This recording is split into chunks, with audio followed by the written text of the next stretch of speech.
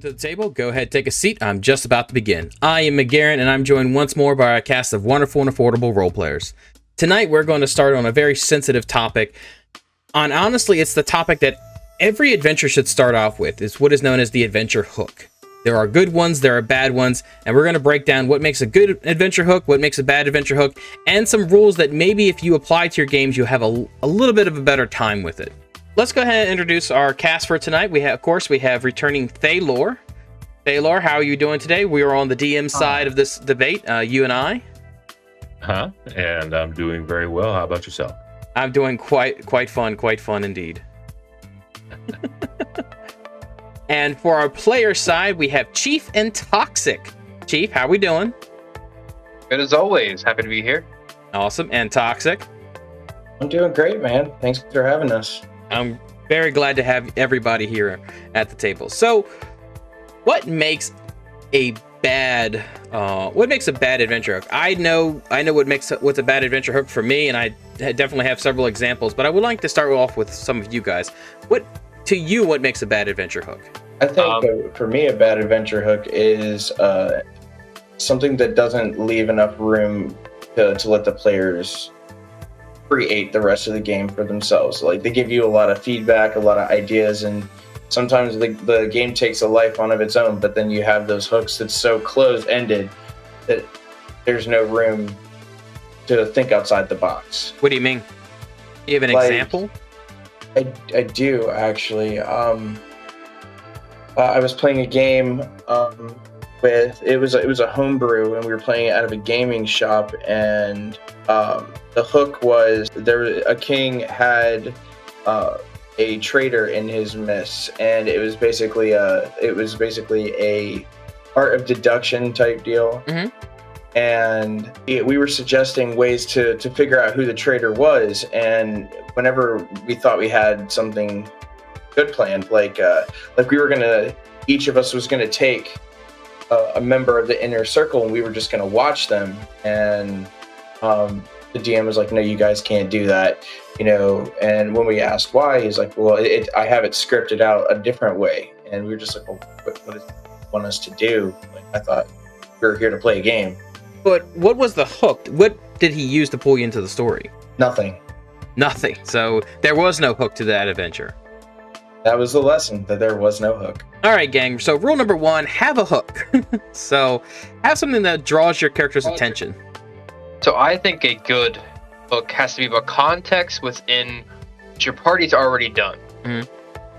I mean, it's the first hook, you have to create context. But any hooks farther into the campaign has to be about connecting something that's already happened. To go, oh, it's that thing that we've already encountered, or it's something similar.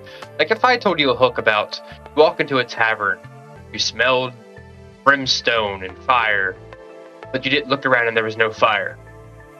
Certain people, like, okay, whatever.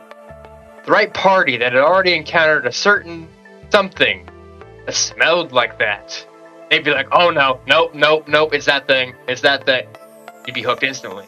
And that's actually really good. The fact that a lot of adventure hooks are too open-ended. They leave the party the option to ignore them, They leave them the option to just basically walk away, be like, no, this is not something that, we're interested in, or they don't know enough to get into the adventure. But that's part of, role-playing, is the option to walk away from that sort of thing. You have to make it more interesting for your players. You have to make them want to, basically, swallow the hook, and be the fish that's being reeled down the river.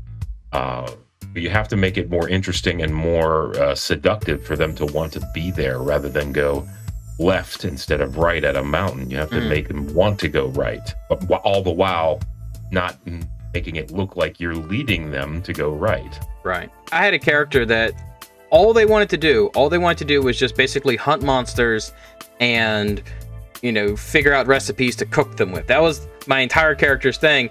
And so we go to this tavern, and the DM describes like, oh, there's a dark, mysterious individual sitting in the corner. My character goes, okay. And I just go off to the bar. He's like, and then like the bartender's like, well, that guy over there looks like he wants to talk to you. It's like, I'm good.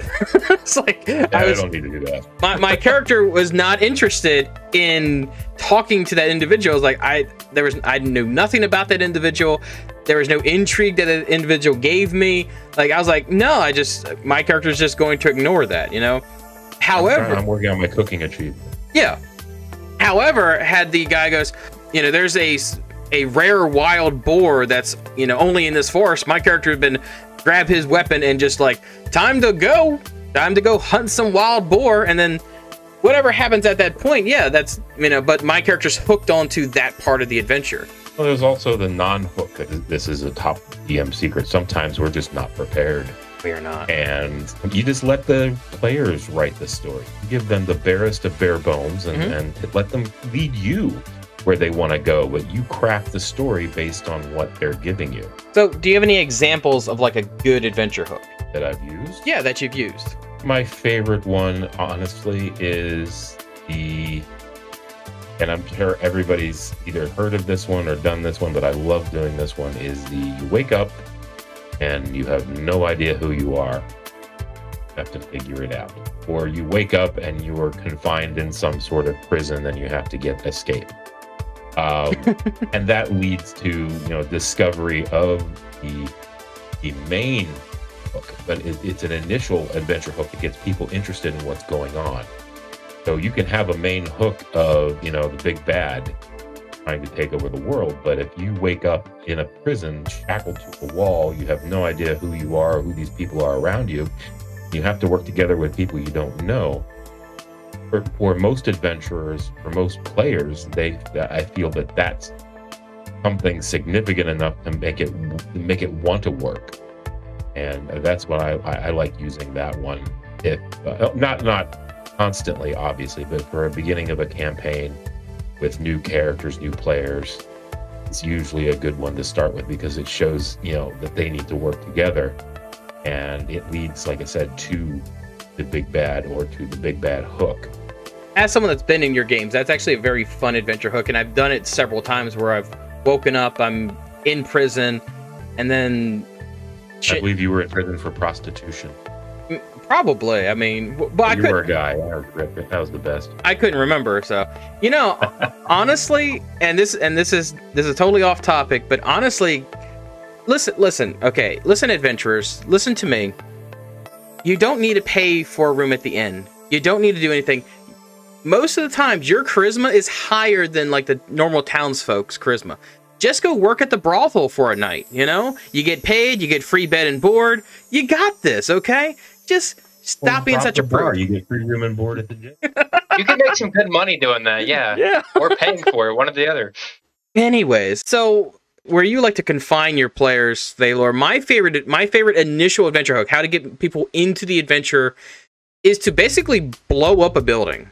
Is whatever building they're in, it's going to get blown up, somebody's going to attack it, and like right then and there, they are in the middle of combat.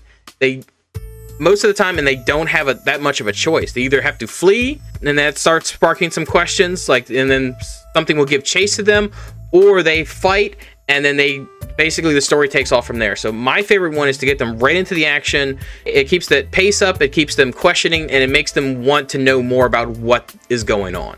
That is my favorite adventure hook, is basically just to blow up a building. I'm violent. But let's turn it over to the players. Guys, what are some adventure hooks that you really like? Like examples, hooks that really grabbed you and held you, you know, for an entire, like maybe not an entire campaign, but it's at least that story arc, at least.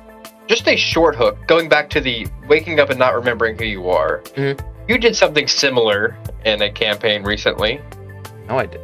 We woke up in basically an ideal world. Oh, yeah. Dream. Yeah, I did that. And it was a very short hook, but it was one of my favorites, honestly. And yeah, I really enjoyed, because you were stripped away from who your character was, and in that hook, and you had to find out, who am I? What can I do? Now, what's going on? You had to like really sit there and try to figure out what's going on. Putting a player in a situation where they don't have a choice. They have to figure out what's going on right now. Mm-hmm. They can't just go, meh, I'm just gonna have another drink at the bar. No, you have to figure out what's going on, or it's only going to get worse. Kind of scenarios. Those force the players to interact. Toxic. Not in a bad way. Not in a railroad way. I definitely learn a lot from watching, like, you know, some of the other people, some of the greats. I definitely take a lot of pages out of Thalor's book when it comes to story structure. At least I find Thalor is a terrific DM, and if you have the opportunity, definitely playing one of his games. It's a lot of fun. However, I would like to say this. However, he is not kind, at least to me. No, he turns the party on me all the time. That's fun. That's the adventure hook, turning the party on you. It turns out you're the big bad. I was only the big bad that or at one least time. in their mind. Yeah. Toxic. What's an adventure hook that you personally enjoy? Adventure hook that I personally enjoy is the Great Town Festival adventure hook. Okay. Where the party has just come into town and there's a giant festival going on, and it turns out that there's a bunch of options for them to partake in. Like, there's the gladiator games, and then there's a whole marketplace. And I've actually gotten to partake in a campaign where I got to do both of those things. I was a rogue that was a tinkerer.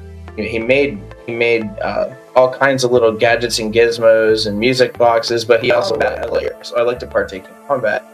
And one of the fun things that I got to do was I was really upset at what happened at a pub, so I took all these annoying clapping monkeys with brass cymbals on them and put them all throughout the pub, and they all went off at once, so they actually had to shut down the place. Yeah, that's my favorite adventure hook, is the town festival.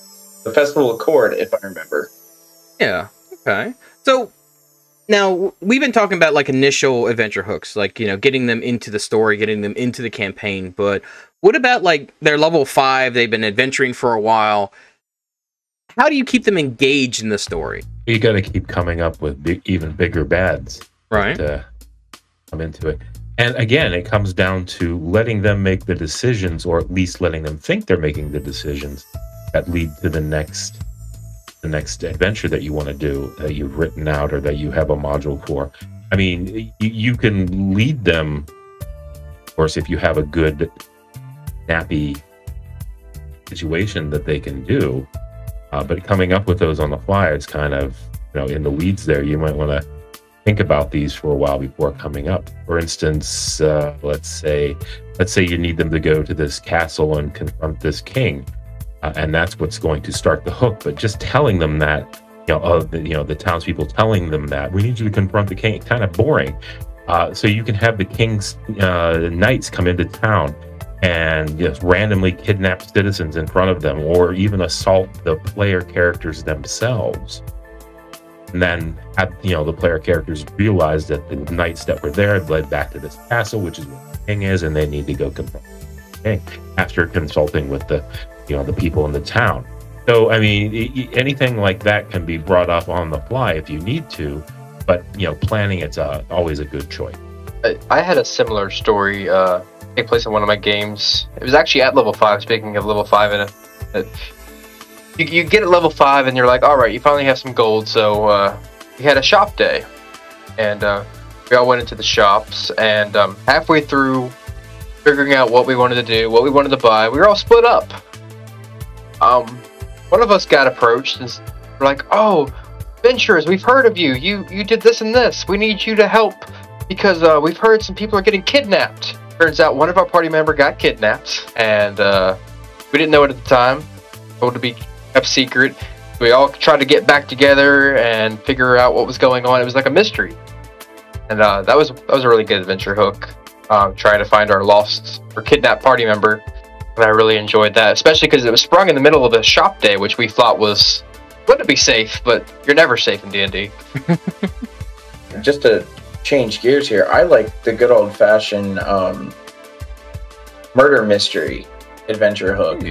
Okay, go on. I had a story where the players, including myself, walked into this house, and there was a crowd gathered outside, and they just wanted to know what was going on. And they walked into this house, and they saw this family that was basically strung up on the ceiling by like threads of magic, but they were posed up like they had been dancing around the table all night. And on the wall behind them, written in their own blood, was "There are no strings on me." And it just went from there. Like, they were like, who's doing this? I want to know more. Setting up intrigue is very good with an adventure hook.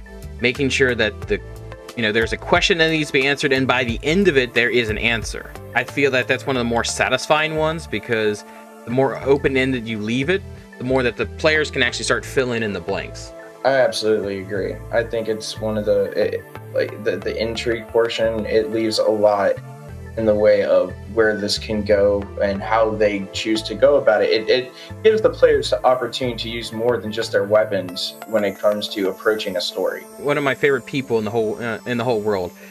Just because you're a good player does not automatically make you a good DM. And I will never forget this adventure hook.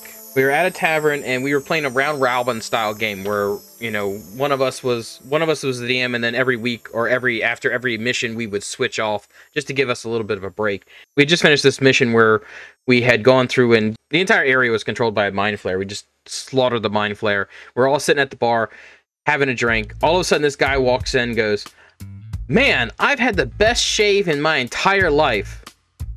And then went dead silent. Did not speak, did not do anything. And I looked up at the DM, I was like, "Is this it?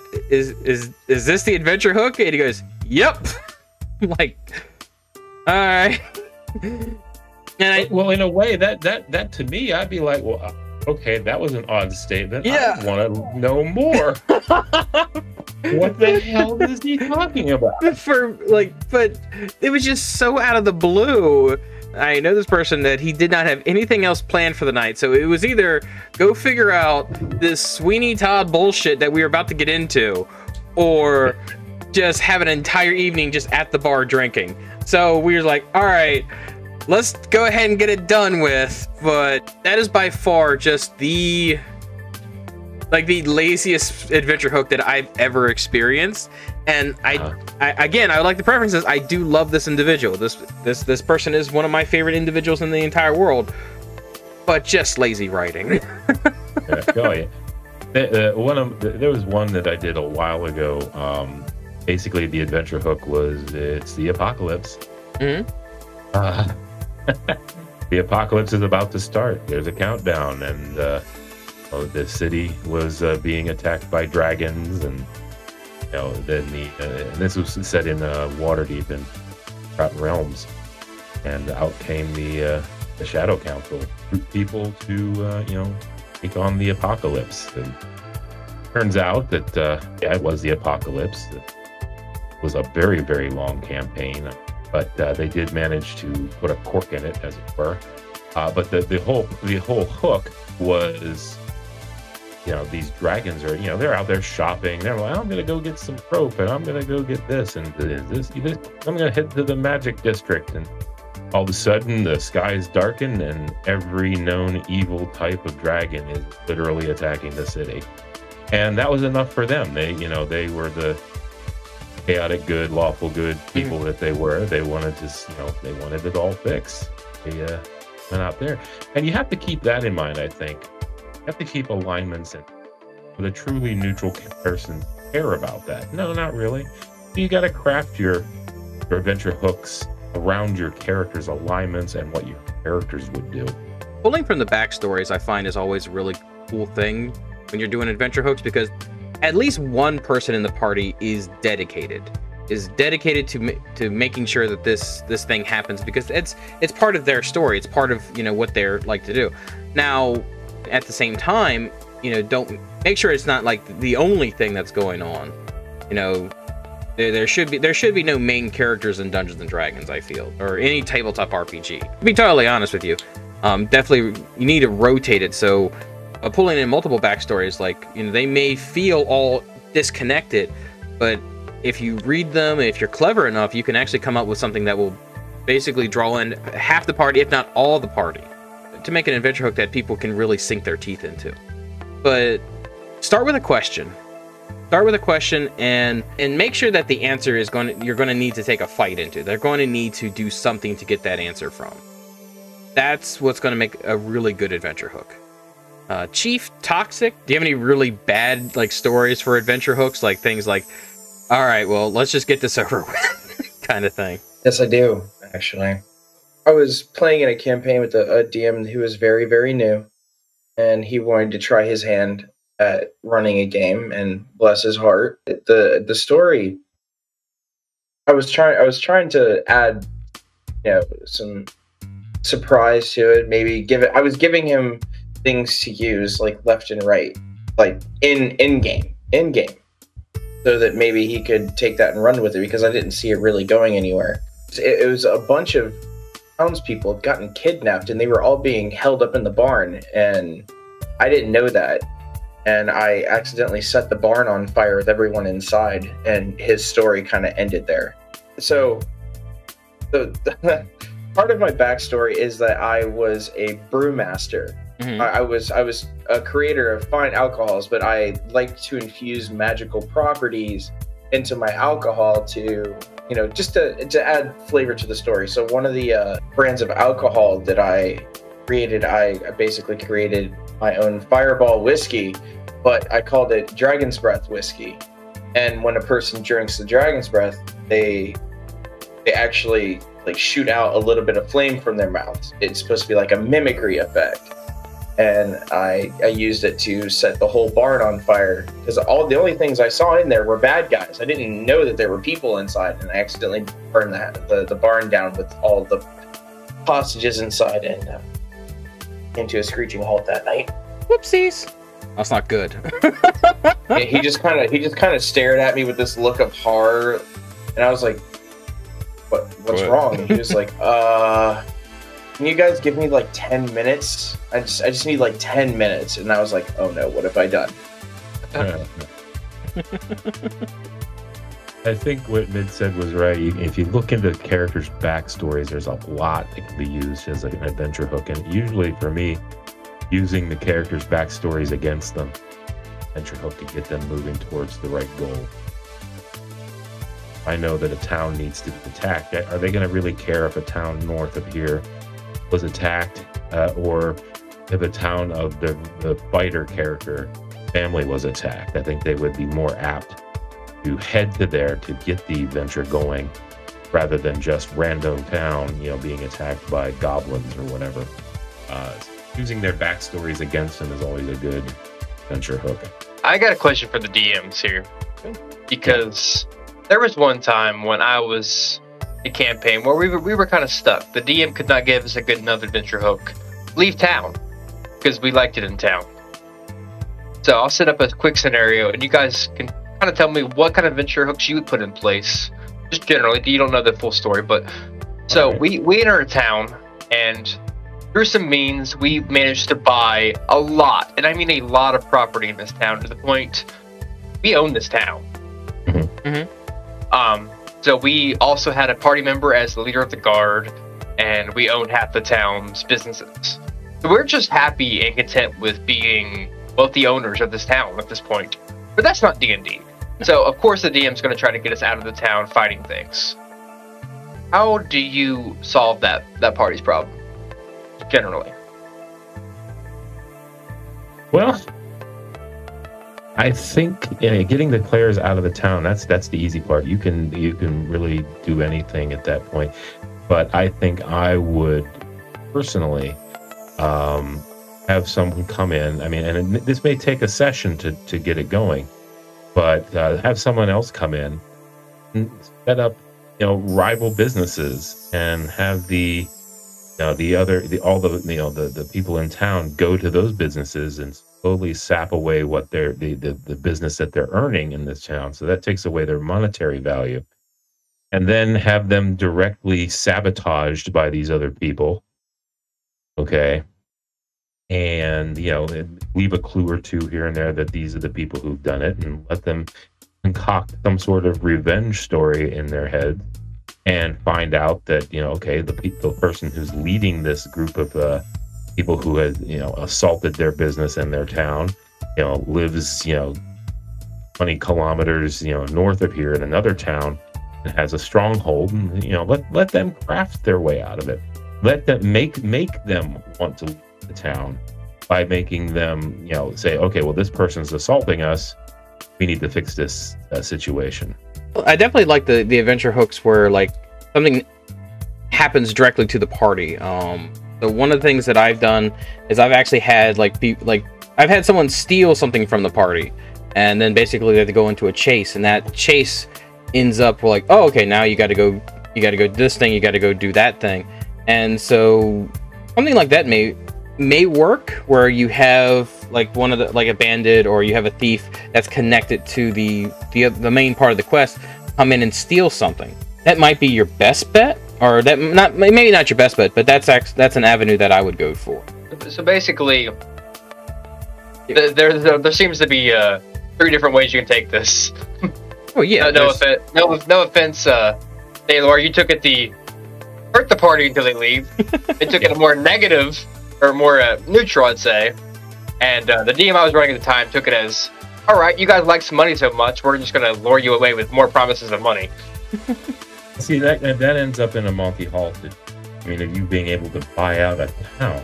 I mean, that never should happen. I mean, maybe a small farming village, but I mean, it's a small town. It's a very small town, and we own about 25%. That's still a lot of pieces laid out there. So I mean, I don't think I've ever had a party ever own anything more than a small keep. Maybe one of them ran for mayor, and that's about it.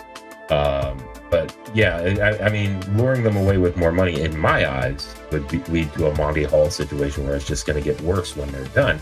And now you're in this vicious cycle. You're going to lure them away with more money, and then they're going to come back and invest that money in the town, and they're never going to want to leave again. And at that point, you might as well pack it up and get a new set of characters and a new campaign.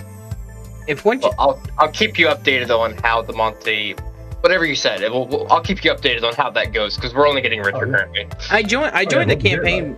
I joined the campaign about halfway through, and like the party was like, oh, I'm king of this area, and I'm High Duke of this area, and my character was like, why are you adventuring? What?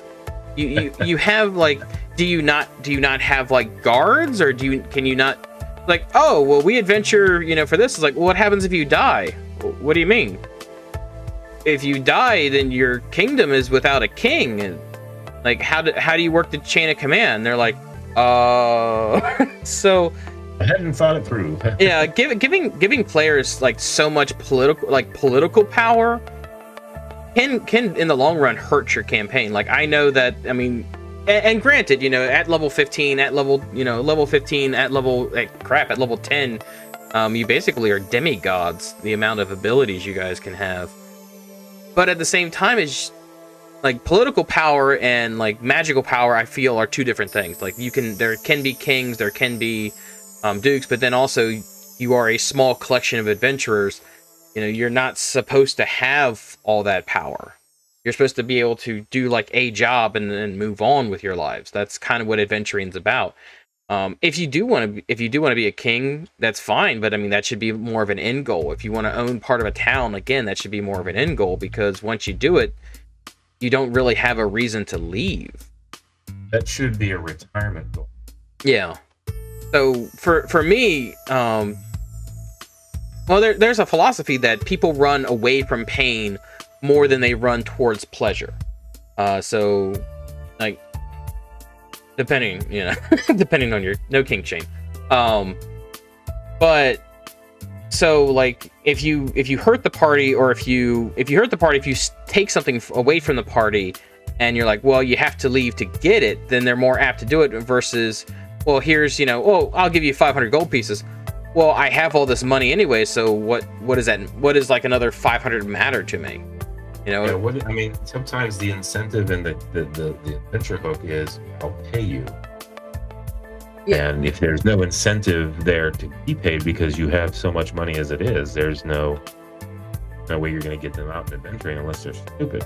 Yeah, one of the things that I like about 5th edition is the price of magic items. Like, you can't like there are rules to make them, but the rules to make a magic item are a little bit more crazier than it was in like older editions. Like in older editions, as long as you had like, I think it was like a quarter of the materials and cost, and you had a wizard or a spellcaster that could do the spells, and you had like a week of off time, yeah, you have a magic item, no problem.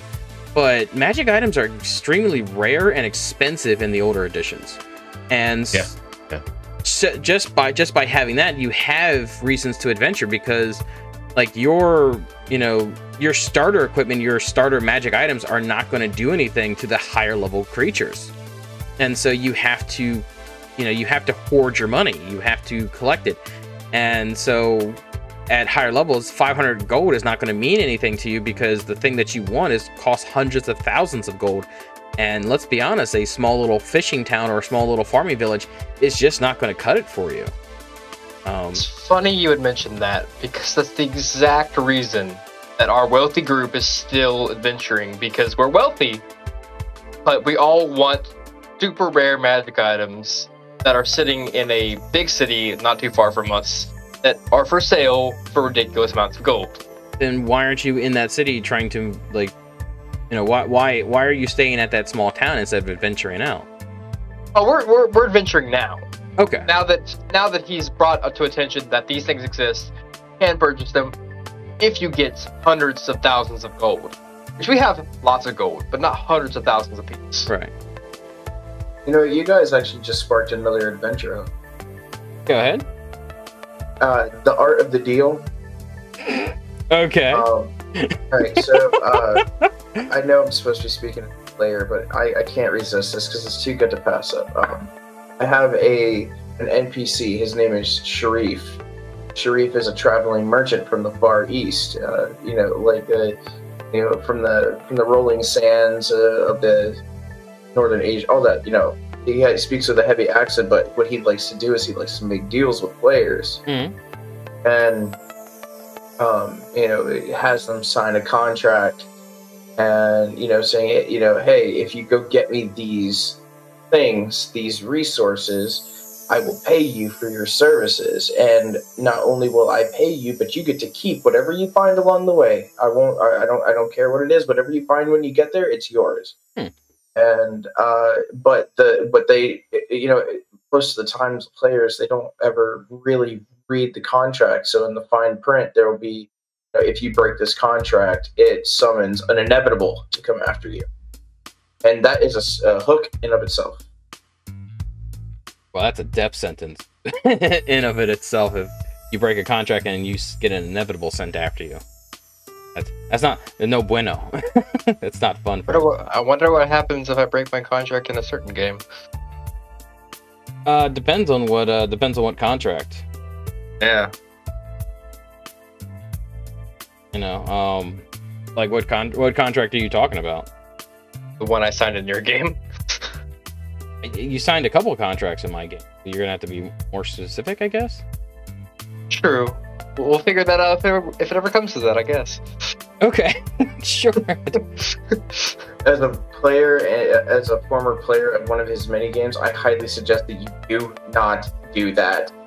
Oh, I don't plan on it. I'm just wondering how bad it would be. Pretty bad. How much time do you have? Yeah. Well, so like it depends on, like, because there are things like warlock contracts and then political contracts and things like that. So like if you break it, like if you're a warlock and you break your warlock contract and you don't get any special warlock powers, like breaking a contract, and especially like things like the player does, the consequences of your actions is also something that adventurers do spawn from. So what if you do break your contract? Like what happens if you mess up? What happens if you do like the bad stuff? Like if you break your contracts with a king, you have things that are going to try to hunt you down. That's an interesting plot hook by itself. Yeah. So there's a lot of things that you can make from a plot hook, and some of it will stem from the player's actions, because the players will do things that you may not be okay with. Are you saying the players are unpredictable? No way. 100% they are. No. Yes. No way. They are predictable in how unpredictable they are. Yep. That's the only way to predictable. Yep. You can always count on us to screw up a good plot hook.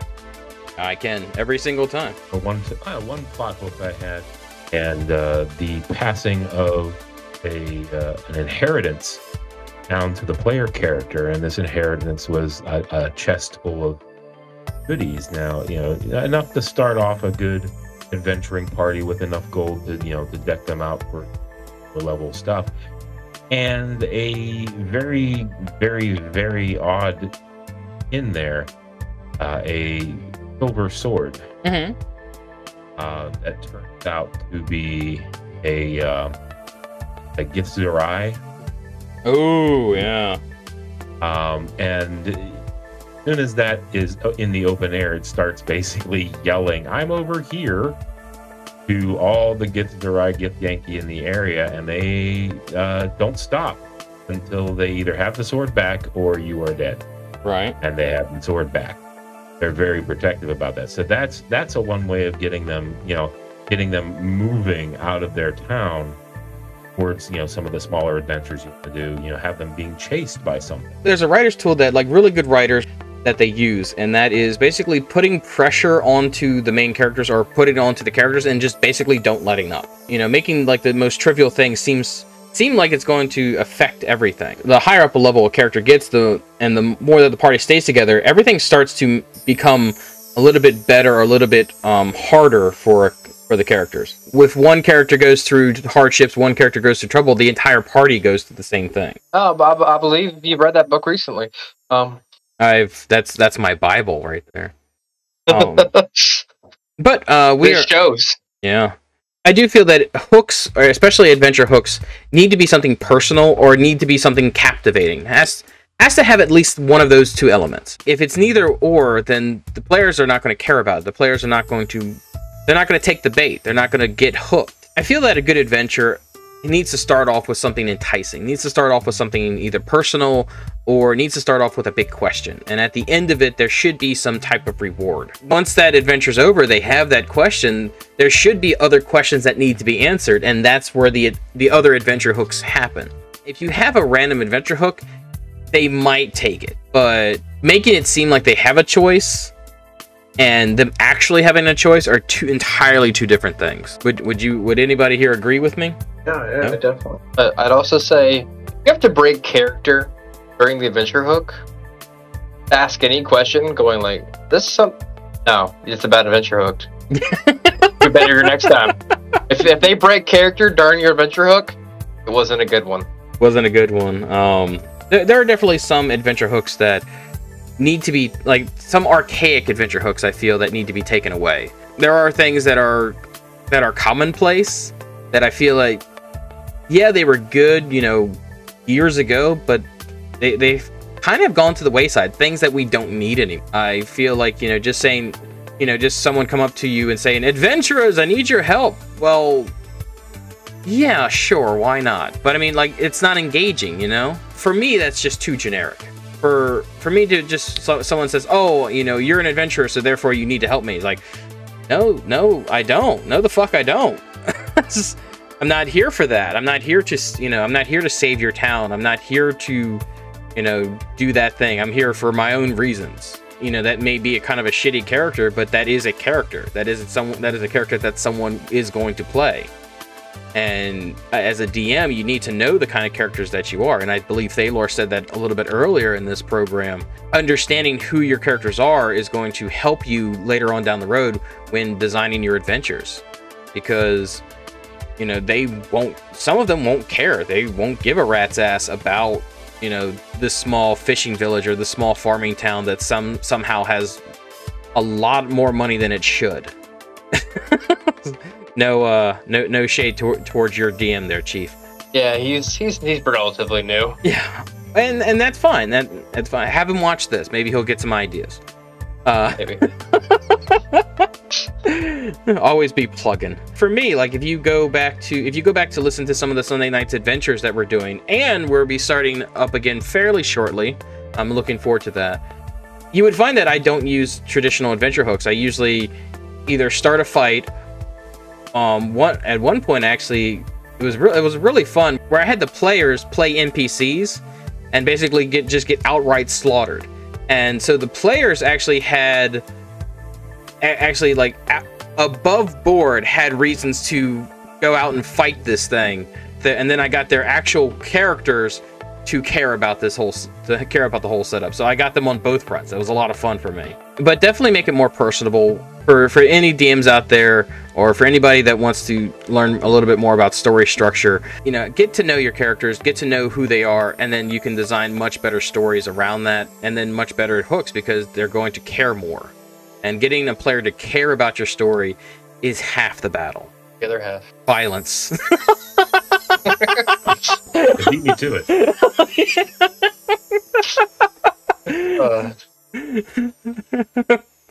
We have come to the end here. I want to thank everybody for their input. I had a lot of fun. Hopefully the people that are listening at home, or for those that are watching over there on YouTube, got something out of it, could use the information that we gave you guys today to write better stories, better adventure hooks. And honestly, we'll see you next time. So without further ado, minstrels, go ahead and play us out.